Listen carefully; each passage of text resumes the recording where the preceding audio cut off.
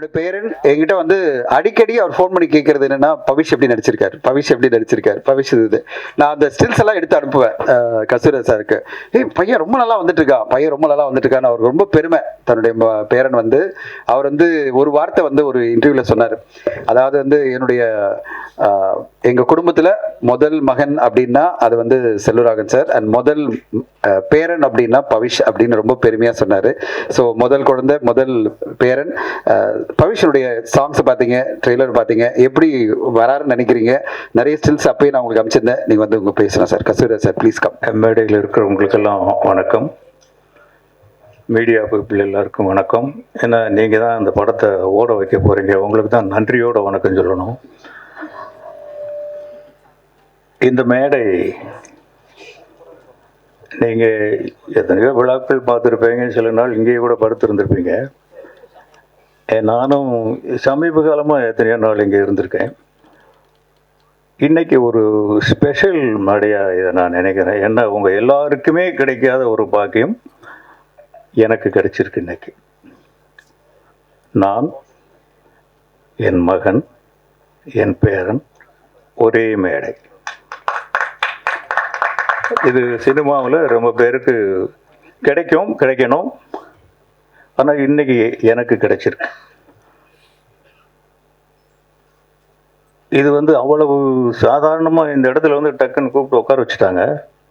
ஆனால் இந்த இடத்துக்கு வர்றதுக்கு நாங்கள் பட்ட கஷ்டங்கள், நாங்கள் இழந்த இழப்புகள், மேக்ஸிமம் தனஞ்சயனுக்கு எல்லாமே தெரியும். அவ்வளவு கஷ்டப்பட்டிருக்கோம். சும்மா வந்து இந்த இடத்துல டக்குன்னு நிற்க முடியாது.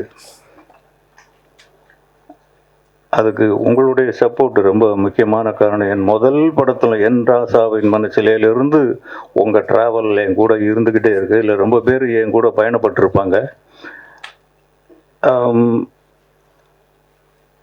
இருந்தாலும் இன்றைக்கி இந்த மேடை ரொம்ப ஸ்பெஷலாக அமைஞ்சதுக்கு தனஞ்சயனுக்கு ஒரு ரொம்ப நன்றி.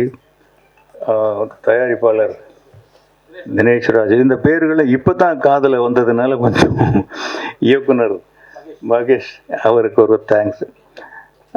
இது எல்லாத்தையும் விட இதுக்கு ஒரு காரணமாக இருந்த பவிஷுக்கும் ஒரு தேங்க்ஸ் சொல்லித்தான் ஆகணும். இல்லாட்டி அவன் இல்லைன்னா நான் இங்கே ஏன் வரப்போகிறேன். வனிதாவுக்கு ரொம்ப தேங்க்ஸ். அவங்க வந்து பிரியாணி கொடுத்தாங்கன்னு சொன்னாங்க, நமக்கு இன்னும் வரல. இது அதுக்கு பதில் எனக்கு ஆந்திராவில் ஊறுகாய் கொடுத்திய நேற்று. அந்த பொண்ணு, அவங்க பேர் என்ன? நாகதுர்கா. அருமையான பேருமா, சூப்பர் நேம், நல்லா பண்ணியிருக்கீங்க. அங்கே ரெண்டு பேரும் ஒரு இளமையின் துள்ளல். Love o love. முந்தா நாள் இதை பற்றி தெலுங்கில் போய் தப்பாக அங்கே பேசினோம். இன்னைக்கு இங்கே வந்து லவ் ஓ லவ்னு சொல்லிட்டு இருக்கிறோம். நிஜமாக படம் பார்த்து தான் இந்த படம் எப்படி இருக்குன்னு தெரிஞ்சுக்கணுங்கிற அவசியமே கிடையாது. அந்த டைட்டில் ஒன்று போதும், love o love. Love love லவ்னு அலையிறாங்கிறது தான்ங்கிறது லவ் ஓ லவ்னே தெரியுது. இல்லாட்டி அப்படி ஒரு டைட்டில் வைப்பாங்களான்னு தெரியல. டைரக்டர் தப்பா? கரெக்ட் தானா? கரெக்ட். அப்படி தான் எல்லாருமே ஈஸியாக கண்டுபிடிச்சிருவாங்க. பட் ஒர்க்கு யாருமே புதுசுன்னு சொல்ல முடியாது. அந்த அளவுக்கு ஹார்ட் ஒர்க் பண்ணியிருக்காங்க. இந்த படம் நல்லா இருக்குங்கிறதுக்கு எது உதாரணம் தெரியுமா? ஒரு படம் முடிஞ்சாங்க, இன்னைக்கு இருக்கிற சிச்சுவேஷன் என்ன அப்படின்னா, ஒரு ஷெட்யூல் முடிஞ்சாலே ப்ரொடியூசரும் டைரக்டரும் முகம் பார்த்துக்கிறது கஷ்டம். இன்னைக்கு படம் முடிஞ்சிருச்சு, நாளை கழிச்சு ரிலீஸ் ஆக போகுது. டைரக்டருக்கு மேடையில் ஃபோன் பரிசு கொடுக்குறாங்க. இதை விட என்ன வேணும் இந்த படம் நல்லா இருக்கும் அப்படிங்கிறது. உண்மையிலே ப்ரொடியூசர் தினேஷ்ராஜ் அதிர்ஷ்டசாலி தான். எப்படி செலக்ட் பண்ணுறாருன்னு தெரியல. இன்னொன்று அவரை பற்றி சொல்லணும்னு நினச்சேன். நான் ரொம்ப நாள் அவர் யாரோ ஜிம் பாய் போல் இருக்கு, இப்படி இருக்காரு. அந்த காலத்துல எல்லாம் ப்ரொடியூசர் வர்றாருன்னா எல்லாருமே எழுந்து நிற்போம், எல்லாரும் ப்ரொடியூசருக்கு பயப்படுவோம். இன்னைக்கு அப்படி கிடையாது. ப்ரொடியூசர் எங்கே இருக்காருன்னு தெரியாது. அவர் எங்கே இருக்காருன்னு தெரியணுங்கிறதுக்காகவே, ப்ரொடியூசரை பார்த்து பயப்படணுங்கிறதுக்காக இப்படி தோற்றத்தை வச்சிருக்காருன்னு நான் நினைக்கிறேன். எங்கே நின்னாலும் தெரியும் அவரை. இந்த யூனிட்டுடைய இப்போதான் ஆரம்பிச்ச மாதிரி இருக்கு. வெஸ்ட் மாம்பலத்தில் எங்கேயோ பூஜை போட்டாங்க. நானும் என் துணைவியாரும் போயிருந்தோம். இப்போ அதுக்குள்ளே ரிலீஸுங்கிறாங்க, தெலுங்கு டப்பிங்கிறாங்க. எப்போ டப் பண்ணாங்க, எப்போ அங்கே போய் பார்த்தோம், அங்கேயும் பாட்டுக்கிட்டெல்லாம் காட்டுறாங்க. ரொம்ப ஹார்ட் ஒர்க்கு தாங்க. டைரக்டர் சார் உங்களுக்கு ரொம்ப இல்லை, ப்ரொடக்ஷனை வந்து சப்போர்ட் பண்ண வைக்கிறது நம்ம தான். Director can do any thing. உங்கள் டீம், டைரக்டர் டீம். சரி, அப்போ ப்ரொடக்ஷன் டீம் சப்போர்ட் பண்ணலையா? ப்ரொடக்ஷன் டீம் ஓகே இருந்தால் கூட இவ்வளவு சீக்கிரமெல்லாம் இப்போ படம் எடுக்கிறது சும்மா படம் முடிஞ்சிட்டா கூட கேமரா போட்டு சுற்றிக்கிட்டு ஃபிலிமே போடாமல் கூட இழுத்துக்கிட்டு ஷூட்டிங் என்னத்தையா பண்ணிக்கிட்டு அவ்வளோ சீக்கிரம் முடிச்சக்கூடாதியா? அவங்களுக்குள்ள டிஸ்கஷனு ஏதேதோ போய்கிட்டு இருக்கு இன்னைக்கு. நீங்கள் இவ்வளோ சீக்கிரம் வெளிப்படையாக அந்த படத்தை முடித்து அந்த ப்ரொடியூசர் லாபமாக இருக்காரா இல்லை சமமாக இருக்காரா என்னன்னு இன்னும் தெரியல. அது மட்டும் ரகசியமாகவே இருக்குது சினிமாவில். உங்களை பாராட்டணும், இல்லாட்டி இவ்வளவு ஒரு கிடைக்காது. நீங்கள் ரொம்ப கோஆப்ரேட்டிவாக தான் இருந்திருக்கீங்க. இதுக்கு மேலே என்ன சொல்கிறது இந்த படத்தை பற்றி? பாட்டுகள் அருமையாக இருக்குது. ஒரு 3 தடவை 4 தடவை பார்த்துட்டோம். கமலா தியேட்டரில் ஒரு தடவை, ஹைதராபாத்தில் ஒரு தடவை, இங்கே ஒரு தடவை. 3 தடவையும் போர் அடிக்காமல் இருக்குது. ரொம்ப நல்லா இருக்குது. இந்த பீட்ஸ், இளமையும் துள்ளலும் உற்சாகமும் பருவமும் காதலும், இது யாருக்குங்க பிடிக்காது? எல்லாருக்குமே பிடிக்கும். எல்லாரும் வெற்றி அடையணும். இதில் இன்னும் முக்கியமாக சொல்லணும்னா செல்வராகவன் அவரை பற்றி ஒரு வார்த்தை சொல்லணும். அவர் போயிட்டார். அவர் இருந்தால் கொஞ்சம் சொல்கிறதுக்கு பயந்துக்கிட்டே இருந்திருப்பேன். இப்போ சொல்லலாம். இங்கே 3 பேர் இன்றைக்கி உட்காந்துருக்கோம்னா இதில் செல்வராகவன் தான் சினிமா பிடிச்சு வந்தவர். தனுஷுக்கு சினிமா பிடிக்காது. 5-6 படம் பண்ணுற வரைக்கும் அவருக்கு சினிமா பிடிக்காது. என்னை விட்டுருங்கப்பா நான் போயிடுறேன், என்னை விட்டுருங்கப்பா நான் போயிடுறேன்னு தான் வருவார். நான் துள்ளுவது இளமையை கூட்டிகிட்டு போகும்போதெல்லாம் ஷார்ட்டில் வந்து அழுதுகிட்டே தான் நடிப்பார் அவர்.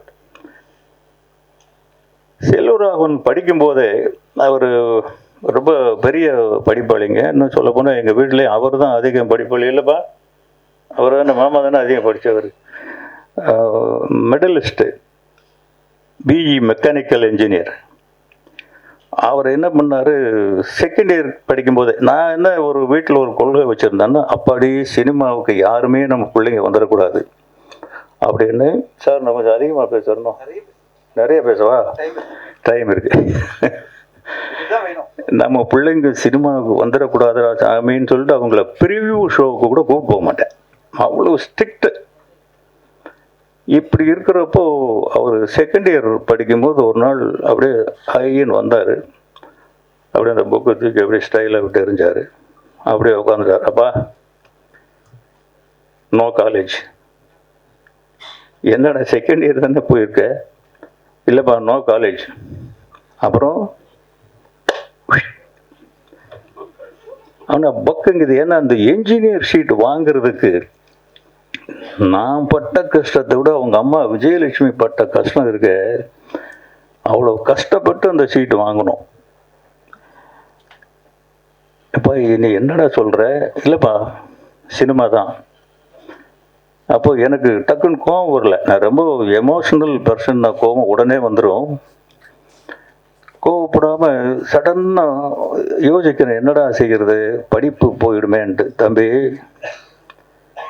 சினிமா உங்கள் அப்பாவுக்கு முன்னாடி இருந்தது, உங்கள் அப்பா காலத்துலையும் இருக்குது, உங்கள் அப்பாவுக்கு பின்னாலேயும் இருக்கும். டிகிரி அப்படி இல்லை ராஜா. இப்போ போச்சுன்னா மறுபடியும் வராது உனக்கு. இன்றைக்கி எங்கேயாவது பியூனா போகணுன்னா கூட ஒரு டிகிரி தேவைப்படுது. நீ ஒரு டிகிரி வாங்கிட்டு வா, நான் அவனை சினிமாவில் எங்கேயாவது சேர்த்து விட்றேன். இது வந்து சத்தியமாக சொல்கிறேன், போய் அவனை ஏமாற்றி காலேஜுக்கு போய் வைக்கணும். அதுக்கப்புறம் ஒன்றுமே பேசலை. அடுத்த நாள் காலேஜுக்கு போயிட்டார். பார்த்தா நல்ல மார்க், என்ஜினியர் ஆகிட்டார். ஓ, நான் என்ன பண்ணேன், இதுக்கு இடையில் ஒரு அமெரிக்காவுக்கு அனுப்பிடலாம் அப்படின்ட்டு ஐடியாலாம் பண்ணி வச்சுட்டேன். அப்போ நான் சொன்னேன், இப்போ இந்த மாதிரி சிகாகோவில் ஏதோ ஒரு இது ஃபிலிம் கோர்ஸோடு சேர்ந்து அப்படி சொன்னால் தான் அமெரிக்காவுக்கு போனான்னு சொல்லிவிட்டு ஏதோ ஒரு ஏற்பாடு ஒன்று வச்சுருந்தேன். அவர் என்னை நாடு கடத்தணும்னு பிளான் பண்ணுறீங்களா நீங்கள் சொன்னதை நான் செஞ்சுட்டேன், நான் சொன்னதை நீங்கள் செய்யுங்க, சினிமா தான். அதுக்கப்புறம் யாருக்கிட்ட சொன்னாலும் சேர்த்துக்க மாட்டாங்க. என்னையா உன் மகன் எனக்கு எப்பயா திட்டுறது? ரவிக்குமார்ட்டெல்லாம் கேட்டேன். ரவிக்குமார் எனக்கு ரொம்ப க்ளோஸ் ஃப்ரெண்டுங்க. அவரும் நானும் ஒரு படத்தில் வேலை செஞ்சுருக்கோம். இன்னைக்காவது வச்சுக்கையா அவங்க நான் கண்டபடி திட்டுவேன். என் அசிஸ்டன்ட் டைரக்டர் கோவப்பட்டா உன் மகனை நான் எப்படி திட்டுறது? இப்படி ஒவ்வொரு காரணம் ஒவ்வொருத்தருக்கு. யாருமே சேர்த்துக்கல. பாலச்சந்தர் சார்கிட்ட போய் ரெக்வெஸ்ட் பண்ணி, சார் அவனுக்கு சினிமா புரியல, நான் உங்ககிட்ட அனுப்புகிறேன், சினிமா வேண்டான்னு அட்வைஸ் பண்ணி அனுப்புங்க அப்படின்னு சொல்லி பாலச்சந்தர் சார்கிட்ட அனுப்புனேன். ஒரு 2 மணி நேரமாக அவன் காணோம். அவர் பாலச்சந்தர் சார்கிட்ட இருந்து ஃபோன் வருது. இவங்கிட்ட ஏதோ ஃபயர் இருக்கியா, இவன் என்கிட்ட விட்டு நானே பார்த்துக்கிறேன்.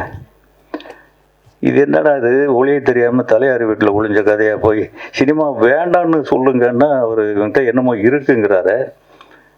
இருந்திருக்கலாம். பட் எப்போவுமே குழந்தைங்கள் மேலே பேரண்ட்ஸுக்கு அண்டர் எஸ்டிமேட்டு தான் இருக்கும். நம்ம குழந்தைங்க நம்மளை விட இருப்பாங்களா, நம்மளை விட வசதியாக வந்துடுவாங்களா, இல்லை பெருசாக சாதிச்சிருவாங்களா அப்படின்னு இருக்காது. நமக்கு அப்படித்தானே இருக்கும். அவர் இவ்வளோ பெரிய ஒரு லெஜெண்டரி டைரக்டர் வருவாருன்னு அன்னைக்கு நம்ம எப்படி எஸ்டிமேட் பண்ண முடியும்? யார்கிட்டையும் ஒரு ஒர்க் பண்ணவும் இல்லை. அங்கேயும் இருந்துட்டு ஒரு 2 மாதத்தில் வந்துட்டார். இல்லைப்பா அவர் சீரியல் தான் எடுக்கிறாரு, எனக்கு அது மைலேஜ் கிடைக்கல அப்படின்ட்டு வந்துட்டார். அதுக்கப்புறம் ஏதோ ஒரு இதில் வந்து நாங்கள் துளு உதவிமை எடுத்து முடித்ததுக்கப்புறம் காதல் கொண்டு எடுக்க வேண்டிய நிர்பந்தம். இது அவங்க அம்மா போட்ட ஒரே கண்டிஷன் தான். ஒரு நாள் நைட்டு ஒரு 2 மணிக்கு நான் உட்காந்து ஸ்கிரிப்ட் எழுதிட்டு இருக்கும்போது என் டாக்டர் பக்கத்தில் வந்தாங்க. எப்போதுமே எங்கள் வீட்டில் பெண்களுடைய அதிகாரம் தான் அதிகம். எல்லா வீட்லையும் எப்படித்தான் நினைக்கிறேன், என் வீட்லேயும் எப்படித்தான். அந்த பொண்ணு டாக்டருக்கு படிக்கிற பொண்ணு. என்னம்மா நீ தூங்காம நேரத்து வந்துட்டு இருக்க? இல்லைப்பா உங்ககிட்ட கொஞ்சம் பேசணும், ஒரு கதை சொல்லணும், கேட்பீங்களா? ஏன்னா நீ மெடிக்கல் காலேஜுக்கு போகிறத விட்டுட்டு பொண்ணு ஸ்கிரிப்ட் ரைட்டர் ஆகிட்டியா இன்னைக்கு அப்படின்னா, சரி சொல்லு கேட்போம் அப்படின்னு படன்னு ஒரு கதையை சொல்லுவது. எக்ஸலண்ட்டாக இருக்குது ஒரு கதை. இது யாரும்மா சொன்னது? செல்வா சொன்னான். புரிஞ்சிருச்சு, எங்கே சுவிட்சை தட்டினா எங்கே விளக்கு எரியும்னு அவனுக்கு புரிஞ்சிருச்சு. கரெக்டாக அவன் அப்ரோச் பண்ணானா இல்லாட்டி அவங்களே முடிவு பண்ணாங்களே தெரியல. சரி, இது செல்வாவுடைய கதைப்பா. அவன் சொல்கிறதுக்கு பயந்துக்கிட்டு என்கிட்ட சொன்னான், கதை நல்லா இருக்குப்பா. இப்போ என் பெரிய பொண்ணு என்ட்ரி, இவங்க அம்மா, அவங்களும் ஒரு டாக்டர் தான். 2 பேரும் வந்து இன்னும் கொஞ்சம் பயம் அதிகமாகிடுச்சு, ஏதோ வற்புறுத்தல் நடக்க போகுது அப்படின்ட்டு. இதை என்ன பண்ணணும்? இந்த கதையை படம் எடுக்கணும். யார்? நீங்கள் தான். யார் நடிக்கிறது? தனுஷ் தான். டைரக்ட் பண்ணுறது செல்வா தான்.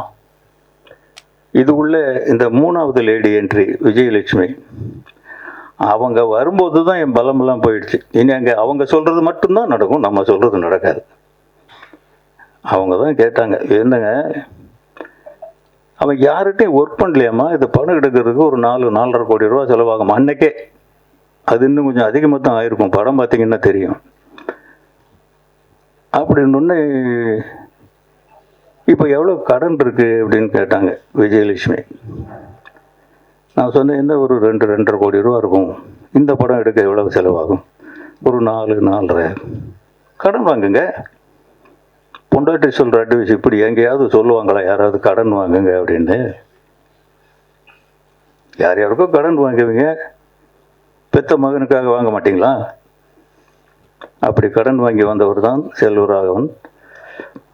இப்படி இன்னைக்கு வந்து ஒரே மேடையில் உட்கார்ற அளவுக்கு இவரும் அப்படி தான் வந்தார். இவர் வந்து ஒரு நாள் வந்து, தாத்தா நான் விஸ்காம் படிக்க போகிறேன் அப்படின்னா, விஸ்காமில் என்ன பண்ண போகிற அப்படின்னா, டைரக்ஷன் கோர்ஸ்னா. இதுக்கு எதுக்குற நீ விஸ்காம் போகிற? நம்ம வீட்லேயே 3 விஸ்காம் இருக்கு, யார்கிட்டையாவது சேர்ந்து கொண்டு தனுஷ்கிட்ட சொல்லி அசிஸ்டன்ட் டைரக்டராக தான் வந்தார் அவர். என்ன படம்ப்பா? திருச்சி டம்பல் இல்லைடா, அங்கே அடுத்த படம் அருண் மாதேஸ்வரன் பண்ணது என்னது, கேப்டன். இந்த படங்கள்ல எல்லாம் அசிஸ்டன்ட் டைரக்டர் ரொம்ப அப்போவே தனுஷ் சொல்லுவார், அப்பா பிரமாதமாக ஒர்க் பண்ணுறான்ப்பா, நல்லா வந்துடுவான் போல இருக்கு, நல்ல பையன்தான், நல்லா வந்துடுவான் போல் இருக்குன்ட்டு. அப்புறம் திடீர்னு என்ன நினைச்சவரை தெரியல, நிலவுக்கு என் மேல் என்னடி கோபம் அப்படின்னு அவர் கொண்டு வந்து நடிக்க வச்சு இன்னைக்கு இங்கே கொண்டு வந்து உட்கார வச்சிருக்காரு. உண்மையிலே தனுஷுடைய மோல்டு தான் அவர். ஒரு பையன் நல்ல வீட்டில் செல்லமான பையன். உண்மையிலேயே எங்கள் வீட்டில் 2 பசங்க ரொம்ப கொடுத்து வச்சவனுங்க.